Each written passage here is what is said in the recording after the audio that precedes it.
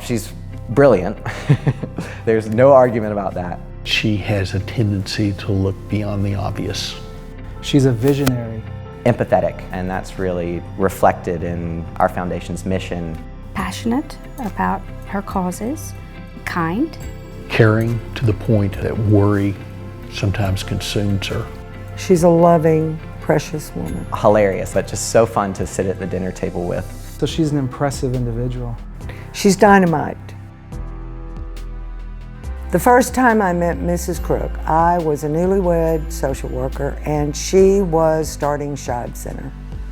Shibe Center became a huge community effort and we all got on board. We worked side by side to establish a program that would help those people being sent out of state hospitals and state schools to the community level.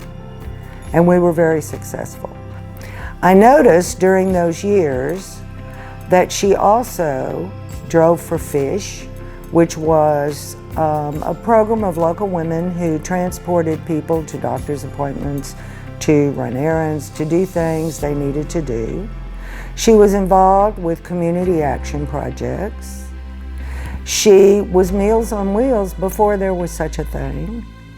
She's been a blessing to all of the organizations, including Central Texas Medical Center. It's one of the many things that stands out in my mind is the fact that she was among the founding members of the foundation board for the hospital. And because of her and others on the board, their driving force, they raised money for the land that our hospital sits on today and helped to raise money to build parts of the hospital. My grandmother's approach to philanthropy has really been radical and very much ahead of the curve in many ways. My mother's always had a concern for something, different things at different times, but she's had a concern that she's always made her concerns personal, in that she felt like she had an obligation to do something.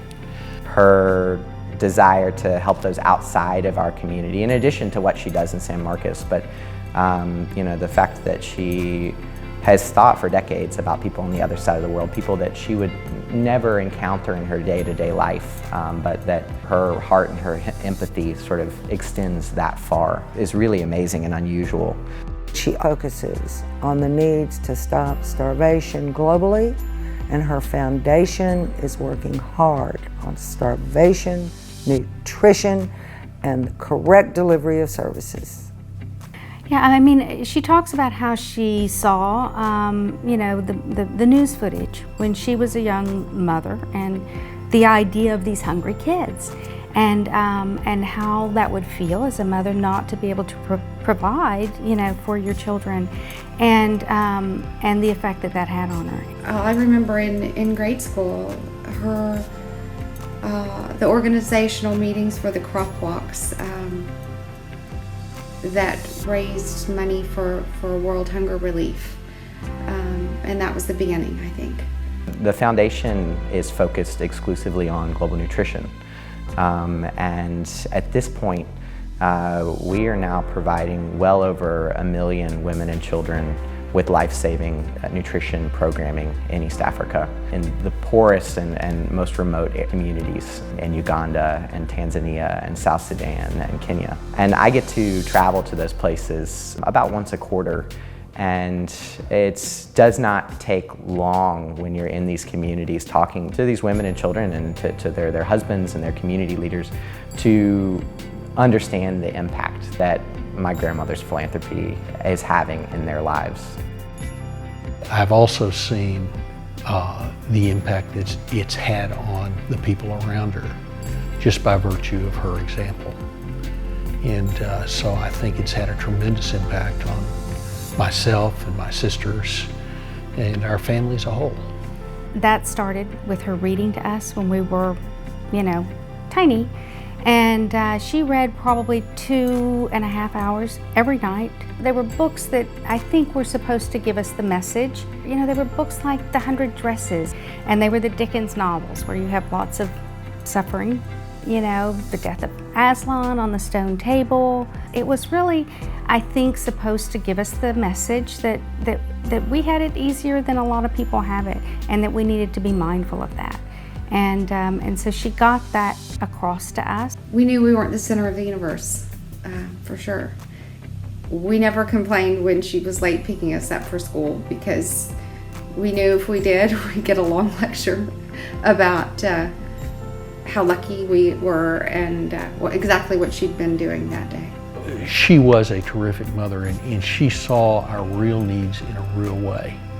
But she could be a little distracted. You know, my sisters joke that there must have been one more of us that's left in a grocery store somewhere. I somehow remember coasting into gas stations as sort of a normal activity.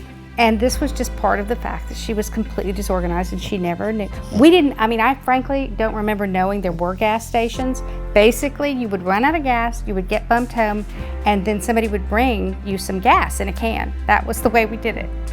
To give without costing your children. I look back on that as now as a father and a grandfather myself, and I think that's remarkable. You know, I want to say, you know, here's to you, Mother, well done.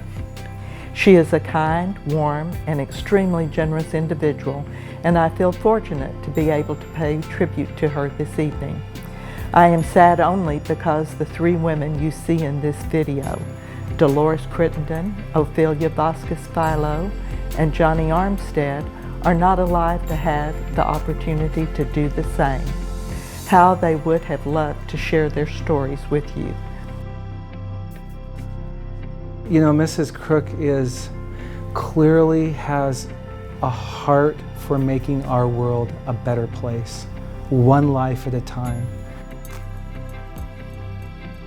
Her passion is unquenchable. Her devotion is incredible. And her love of human nature is unmarked.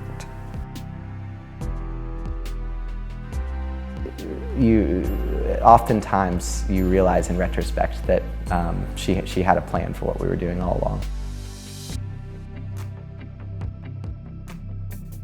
But to have a life's work that's not motivated by ambition or ego, but by love is I believe truly remarkable.